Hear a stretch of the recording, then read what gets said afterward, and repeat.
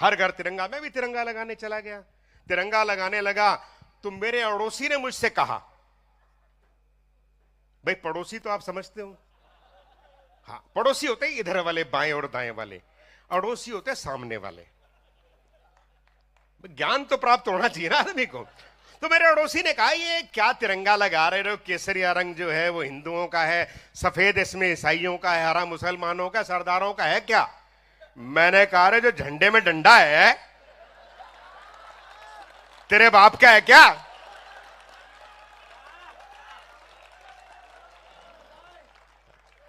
तो साहब स्थितियां ऐसी होती हैं। भैया दुबे जी हैं, पंडित आदमी हैं, मेरे से पूछने लगे, बोले एक बात बताओ। मैंने कहा जी पूछो।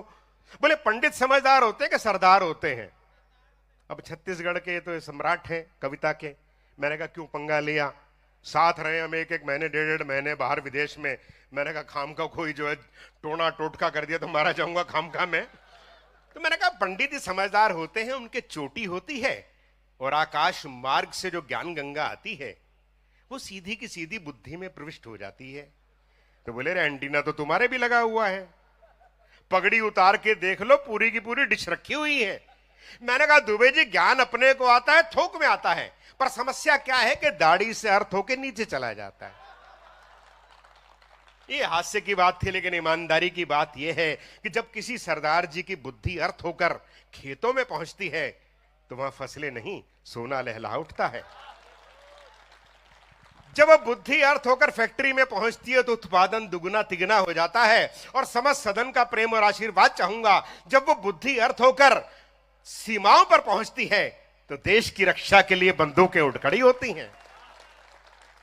और ये छेड़ने छाड़ने के लिए 12 बजे की बात की जाती है। मैंने उसका एक पक्ष तो बता दिया आपको कि अमृत बरसता है। स्थिति क्या है कि 12 का अंक बड़ा पवित्र है। अब मित्रों, भगवान राम का जन्म कब हुआ? दिन के 12 बजे। कृष्ण जी का कब हुआ? रात के 12 बजे। राम हुए त्रेता में, कृष्ण हुए द्वापर में। अब ये कलयुग चल रहा है, किसी और देवता ने अवतार लेना था, भाई सरदारों ने ले लिया। अगर ये ना होता, देखो भाई इसका प्रमाण सबसे बड़ा ये है कि वो आदमी जो पंचायत का चुनाव नहीं जीत सकता 10 साल तक देश का प्रधानमंत्री रहा। और बताओ इससे फालतू प्रमाण क्या चाहिए है? और दूसरी बात, सबसे बड़ी महत्वपूर्ण बात है कि इसका असली कारण क्या है, जो लोग नहीं जानते मैं उनको बता दूं कि जब विदेशी आक्रमणकारी हमारी बहन बेटियों को उठाकर ले जाते थे तो हिंदू धर्म के सिपाही सिख, मैं सिख धर्म नहीं कह रहा हूं, सिख एक पंथ है जो हिंदू धर्म की शाखा है। ये सरजीत जी बैठे हैं हमारे, वहां जब प्रार्थना होती है गुरु ग्रंथ साहब के सामने तो ही कहा जाता है कि आज्ञा भई अकाल की तभी चलायो पंथ। आज्ञा भई अकाल की, परमात्मा के आदेश से इस पंथ की स्थापना हुई। तो हिंदू धर्म की शाखा है। और ये शाखा सबसे परिष्कृत कैसे है कि हम सरस्वती मां के मंच पे हैं और साक्षात मां सरस्वती का वहां जो है प्रकाश किया जाता है। गुरु ग्रंथ साहब क्या है? सरस्वती मां का प्रकाश है, सरस्वती मां का संग्रह है, उसमें सभी की वाणी है, चाहे वो हिंदू है, मुस्लिम है, सिख, ईसाई, जिसने वो बढ़िया लिखा है वो वहां है, उसके सामने शीश झुकाता है, वो सिख कहलाता है। और कोई अलग धर्म वरम नहीं है। तो सिख जो है, हिंदू धर्म के सिपाही सिख, रात के 12 बजे आक्रमण करते थे, उन विदेशियों के धावे बोलते थे और अपनी बहन बेटियों को सुरक्षित छुड़ा कर लाते थे। अब वो कहते थे कि 12 बज गए, 12 बज गए। और मुझे डॉक्टर हरिओम पवार की 4 पंक्तियां याद हैं, सुनिएगा और तालियां दीजिएगा उनके खाते में। हरिओम पवार जी कहते हैं कि हम कर्जा खाए बैठे हैं गुरु गोविंद की कुर्बानी का, हम कर्जा खाए बैठे हैं गुरु गोविंद की कुर्बानी का। हम क्या एहसान चुकाएंगे उनकी आंखों के पानी का। हम उनकी पूजा करते हैं आजादी के आधारों में, जिनके आगे जिनके 2-2 बेटे चिन गए दीवारों में, जिनके आगे जिनके 2-2। सत श्री अकाल और कॉपी टू ऑल। एक नारे मत लगवा वरना जो बोले सो निहाल। भाई खीर, वाहे गुरु जी का खालसा। खीर का प्रसाद तो है, कड़ा प्रसाद और बांटना पड़ सकता है। इसलिए ध्यान है जी। कमेटी समिति तो जिंदा रहेगी रहेगी, जब टाइगर जिंदा है तो समिति भी जिंदा है। एक बार जोरदार तालियां अपने देश, अपने प्रांत के लाडले बेटे जिन्होंने देश का नाम आगे बढ़ाया, डॉक्टर सुरेंद्र दुबे के लिए जोरदार तालियां बजा दीजिए। और देखिए मेरा ये सौभाग्य हुआ, वो ये कह रहे कि साहब मैं 20 साल से नहीं आए, वो कह रहे मैं 22 साल से नहीं आया, है ना भाई। मैं यहां आ रहा हूं 2004 से, लेकिन पहली बार 5 अक्टूबर को हमारे बड़े भाई डॉक्टर सुरेंद्र दुबे की जन्मस्थली बेमेतरा में जाना हुआ। बहुत प्रेम मिला, बहुत प्यार मिला, पूरे छत्तीसगढ़ में जैसा मिलता है। एक बार जोरदार तालियां पुनः बजाइए ताकि मैं अपना काव्य पाठ आरंभ कर सकूं। और शुरू करते हैं साहब कि ऑनर किलिंग से प्रेम कथा फेल हो गई, ऑनर किलिंग से प्रेम कथा फेल हो गई, हत्यारों की तो अगले दिन ही बेल हो गई, अरबों का माल लूट के वो उड़ गए विदेश, कुछ मुर्गी चोरों को यहाँ पे जेल हो गई, कुछ मुर्गी चोरों। अच्छा, वो मोदी जी ने कहा ना खाऊंगा ना खाने दूंगा, ना खाऊंगा ना खाने दूंगा, विजय माल्या पैक करा के निकल पड़े। ये स्थितियां होती है ना। सुबह सुबह क्या होता है, कई बार क्या है कि अब हमारे राजेंद्र मालवीय जी बैठे हैं, ये सोशल मीडिया का जमाना है। सुबह सुबह क्या होता है कि फेसबुक पर आपको फ्रेंड रिक्वेस्ट मिलती हैं, और कई बार क्या होता है कि बड़े बड़े खूबसूरत चेहरे होते हैं, किसके पास फ्रेंड रिक्वेस्ट जा रही है इसका मतलब नहीं है, लेकिन पहुंच जाती है। और होती स्थितियां क्या हैं वो देखिए आप, कि सुंदर छवि को देख दिल कवि का धड़का है, सुंदर छवि को देख दिल कवि का धड़का है, मैसेज हुए हसीन तो जज्बात भड़का है, और चैटिंग करी महीने 3 फिर पता लगा, कि चैटिंग करी महीने 3 फिर पता लगा, करीना ना थी वो कमीना एक लड़का है, करीना ना थी। अरे वो स्थिति देखिए आप, हमारे कमलेश भाई हैं, कल भी ऐसे ले लेना यार, कल का दिन फ्री है। कमलेश भाई है, इनके पास जो है इनका लड़का आया, बोला पापा पापा मैंने लड़कियों के नाम से फेसबुक पर 5 फर्जी अकाउंट बनाए हैं, फेसबुक पर लड़कियों के नाम से 5 फर्जी अकाउंट बनाए हैं। तो बोले मुझे क्यों बता रहा है? बोले जी 4 पर आपकी फ्रेंड रिक्वेस्ट आई हुई है। तालियां वालियां बजा दीजिए ताकि जुड़ के मस्ती से आनंद से, जो खाली कुर्सियां आपके पास उसकी जिम्मेवारी भी है, जुड़ के लिखिए, मस्ती लीजिए और आनंद लीजिए।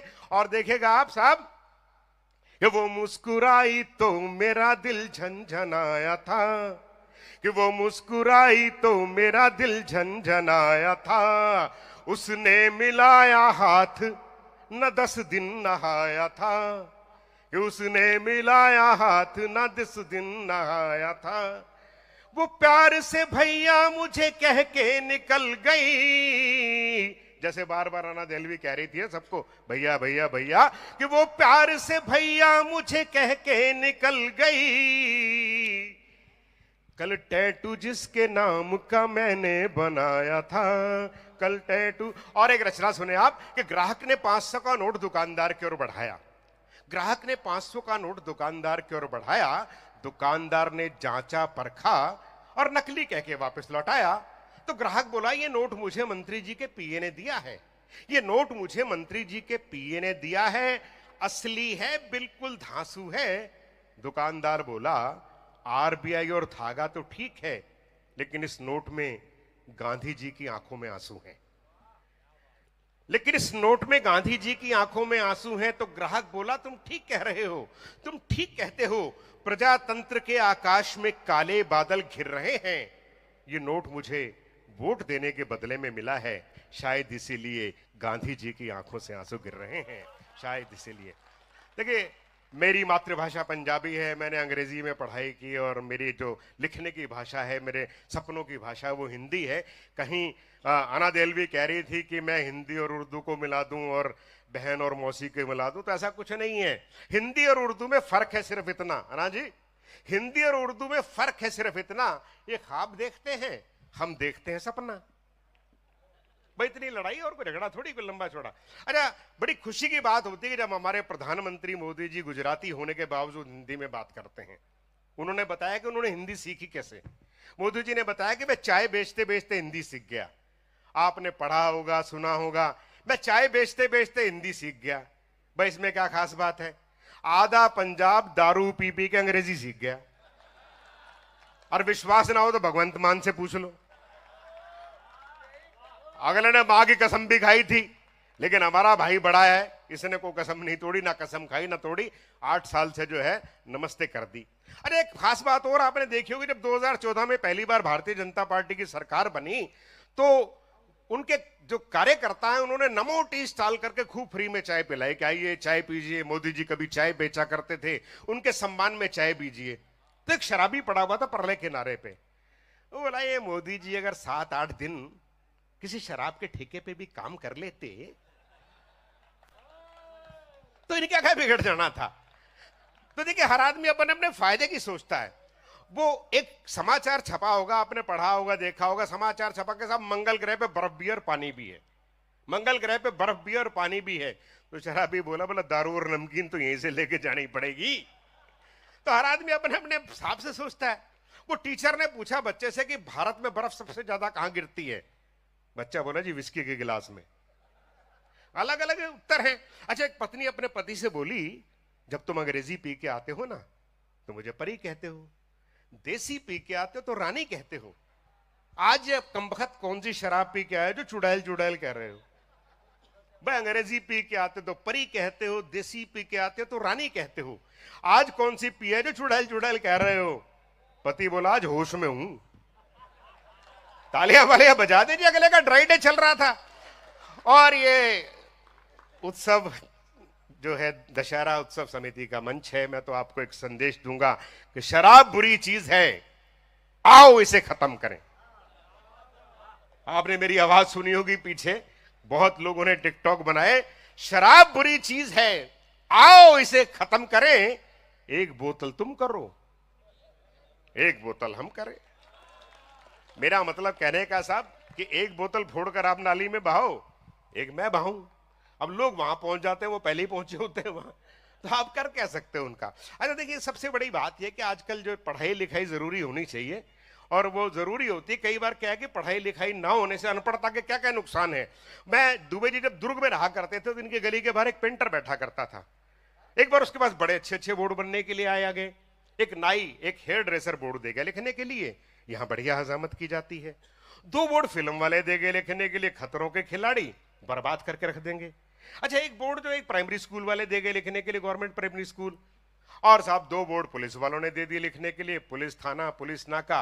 अच्छा, 2 बोर्ड रोडवेज वालों ने दे दिए लिखने के लिए, जेब कतरों से बचिए, कृपया खुले पैसे दीजिए। अच्छा, एक बोर्ड एक ऑर्केस्ट्रा कलाकार दे गया लिखने के लिए, विवाह शादी और खुशी के मौके पर बुकिंग ही करवाइए। और साहब सबकी देखा देखी शमशान घाट वालों ने भी बोर्ड दे दिया लिखने के लिए, शमशान घाट। तो मैंने कहा हुआ क्या? बोले बड़ा बढ़िया बोर्ड बनाया उसने, बहुत बढ़िया कलर कॉम्बिनेशन, बहुत बढ़िया कलर कंट्रास्ट। मैंने कहा फिर हुआ क्या? बोले उसके पास अनपढ़ नौकर था, उसकी जिम्मेवारी लगा दीजिए, बोर्ड लगा के आ। अब वो यहाँ का बोर्ड वहां लगाया, वहां का बोर्ड वहां लगाया। मजा लीजिएगा, जब बात अच्छी लगे ताली वाली बजाइएगा। पुलिस थाने के बाहर उसने बोर्ड लगा दिया, यहां बढ़िया हजामत की जाती है। रोडवेज की बस के पीछे लगा दिया, खतरों के खिलाड़ी। गवर्नमेंट प्राइमरी स्कूल के बाहर लगा दिया बोर्ड, बर्बाद करके रख देंगे। ऑर्केस्ट्रा कलाकार के यहां बोर्ड लगा दिया, जेब कतरों से बचिए। अरे पुलिस नाके के बाहर लिखवा दिया, वहां लिखवा दिया, कृपया खुले पैसे दीजिए। और सबसे खतरनाक बोर्ड शमशान घाट के बाहर लगवा दिया, वहां लिखवा दिया, विवाह शादी और खुशी के मौके पर बुकिंग यही करवाइए। भाई एक बार जोरदार तालियां बजाइए। भाई हमारे एक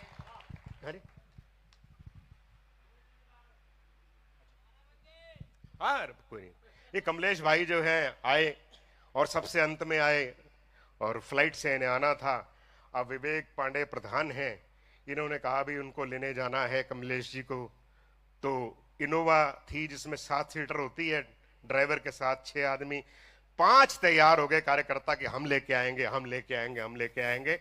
एक आदमी को लाने के लिए कमलेश को एयरपोर्ट पे ड्राइवर समेत 6। वहां जाके देखा कमलेश, ये सारे अफसोस में। अब सुबह भाई ने चापा से ट्रेन पकड़नी है, कोई छोड़ने को तैयार नहीं है। ये स्थितियां हो जाती है कई बार। अच्छा, मैं तो बड़ा विचित्र स्थितियों में हूं। यहां मैं आया तो पता लगा कि गोमूत्र जो है बिक रहा है। तो मैंने दुबे जी से पूछा, मैं कि यार गोमूत्र में अगर भैंस का कोई मूत्र मिला दे तो क्या होगा? भाई पता लगना चाहिए ना, कोई ऐसी कोई लेबोरेटरी बना रखी है और पानी मिला दे, कोई लोग तो नकली दूध बना देते हैं। तो लेकिन ये प्रगति कर रहा है मामला, देख रहे हैं जैसे चल रहा है वो हो रहा है मामला, सब कुछ अच्छा है, बढ़िया चीजें हैं।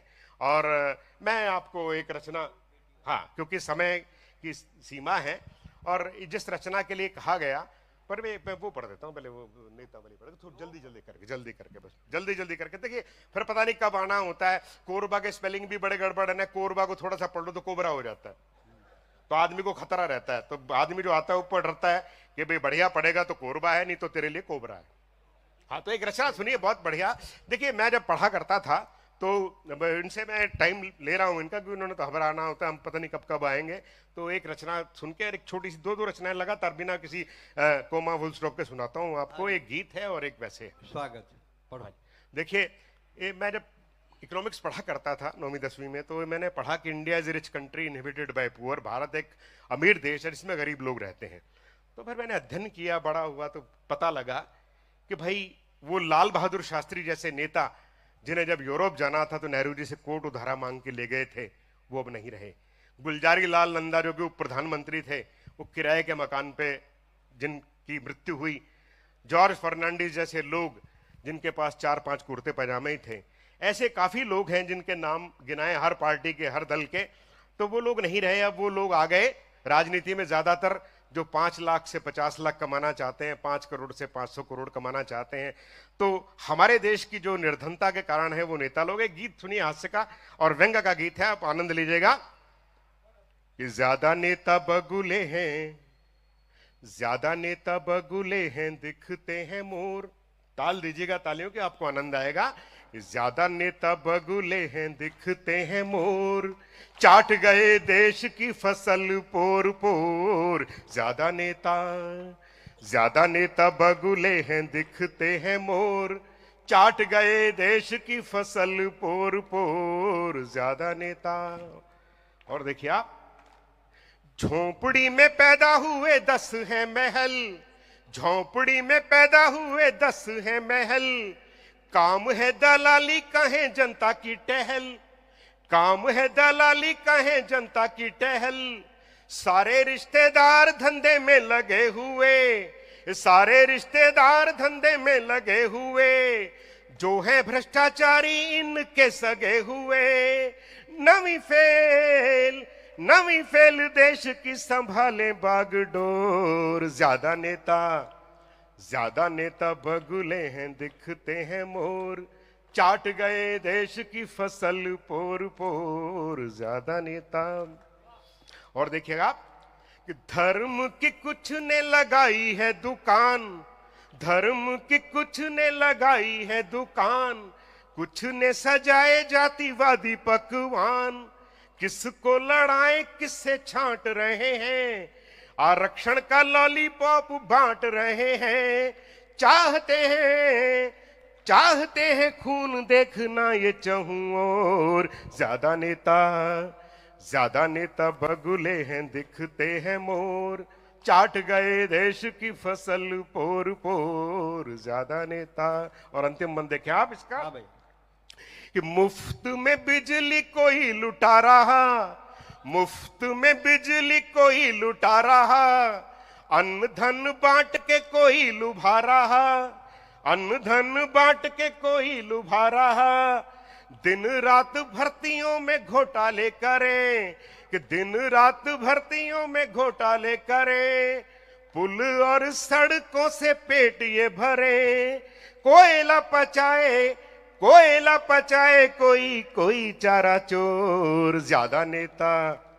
ज्यादा नेता बगुले हैं, दिखते हैं मोर, चाट गए देश की फसल पोर पोर। अच्छी लगी हो तो तालियां बजा दीजिए एक बार जोरदार। वाह। और एक विशेष रचना जिसके लिए भाई डॉक्टर दुबे जी ने मेरे को आदेश किया है, और बात चली बेटियों के बारे में कि पंक्तियां हैं 4 किसी की। इस धरती से मातृशक्ति का मान नहीं जा सकता है, नर के मन से नारी का सम्मान नहीं जा सकता है। और बेटा घर में हो तो शायद चूल्हा ठंडा रह जाए, बेटी घर में हो भूखा मेहमान नहीं जा सकता है, बेटी घर में हो भूखा मेहमान नहीं जा सकता है। हमारे नारा साहब लगाता है कि बेटी बचाओ बेटी पढ़ाओ। कौन नहीं चाहता कि उसके यहां बेटियां हों, क्योंकि हर क्षेत्र में बेटियां आगे रहती हैं और परेशान न करने में भी आगे रहती हैं। लेकिन समस्या क्या होती है? समस्या ये होती है कि जिस दिन रात को 2 बजे हमारी बेटियां पूरे स्वर्ण आभूषण पहनकर अकेली घर घूम सकेंगी शहर में, देश में, तो उस दिन ये समस्या नहीं रहेगी। वरना एक पिता की चिंता अपनी बेटी के लिए मैं व्यक्त करता हूं। मैंने अपनी बेटी को देखकर ये कविता लिखी है। आपको लगेगा कि मैंने आपकी बेटी को देखकर कविता लिखी है। आप सबको समर्पित है, और विशेषकर जो महिलाएं बैठी हैं उन्हें समर्पित है कविता।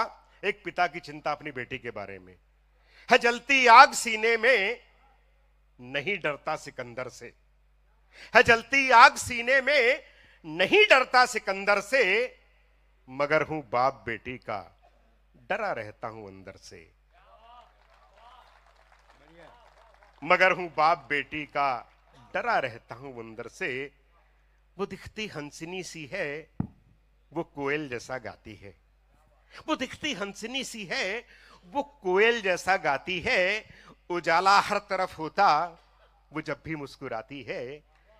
कि उजाला हर तरफ होता, वो जब भी मुस्कुराती है। वो चंपा है, चमेली है, वो खुशबू रात रानी सी। वो चंपा है, चमेली है, वो खुशबू रात रानी सी। है छोटी उम्र पर बातें वो करती है सयानी सी। वो विद्या में विजयी होती। आप किसी भी यूनिवर्सिटी की मेरिट लिस्ट निकाल के देख लीजिए, किसी भी प्रतियोगी परीक्षा का नाम परिणाम निकाल के देख लीजिए, बेटियां आपको हमेशा आगे मिलेंगी कि वो विद्या में विजयी होती। भिड़े किस भी धुरंधर से, मगर हूं बाप बेटी का, डरा रहता हूं अंदर से, मगर हूं बाप बेटी का। और कारण क्या है उसका? कि हवाएं आजकल घोले जहर चहुं ओर चलती हैं। ये हवाएं आजकल घोले जहर चहुं ओर चलती हैं। नशेमन खाक करने को बहुत बिजली मचलती है। नहीं बादल में वो अमृत, प्रतीकों के माध्यम से बात करता हूं कि नहीं बादल में वो अमृत, बस अब एसिड बरसता है। गली में भौंकते कुत्ते, सड़क पर सांप डसता है। और एक शब्द आएगा कलंदर, जिसका अर्थ होता है साधु संत सन्यासी, और आप रामायण काल से उसे जोड़ के देखिएगा कि गली में भौंकते कुत्ते, सड़क पर सांप डसता है। शहर और गांव के रावण, कि शहर और गांव के रावण है दिखते सब कलंदर से, मगर हूं बाप बेटी का, डरा रहता हूं अंदर से, मगर हूं बाप बेटी का। और अंतिम बंद देखिए आप इसका, कि समझते खुद को सागर सा, जो नाले हैं ये बरसाती। कौन कौन जिम्मेवार हैं इस स्थिति के लिए? कि समझते खुद को सागर सा, जो नाले हैं ये बरसाती। इन्हीं में गंदगी करते दरोगा और नेताजी। 2 स्तंभ हैं जो ईमानदारी को तोड़ कर रख देते थाने के अंदर, कि इन्हीं में गंदगी करते दरोगा और नेताजी। जो रक्षक हैं गौरैया के, जलाकर आग बैठे हैं। जो रक्षक हैं गौरैया के, जलाकर आग बैठे हैं। सभी धर्मों के ठेकेदार फतवे दे के ऐठे हैं। और बया बया कितने बनाए घोंसले, कि बया बया कितने बनाए घोंसले, भय लगता बंदर से, मगर हूं बाप बेटी का, डरा रहता हूं अंदर से। है जलती आग सीने में, नहीं डरता सिकंदर से, मगर हूं बाप बेटी का, डरा रहता हूं अंदर से। बहुत बहुत धन्यवाद, बहुत बहुत आप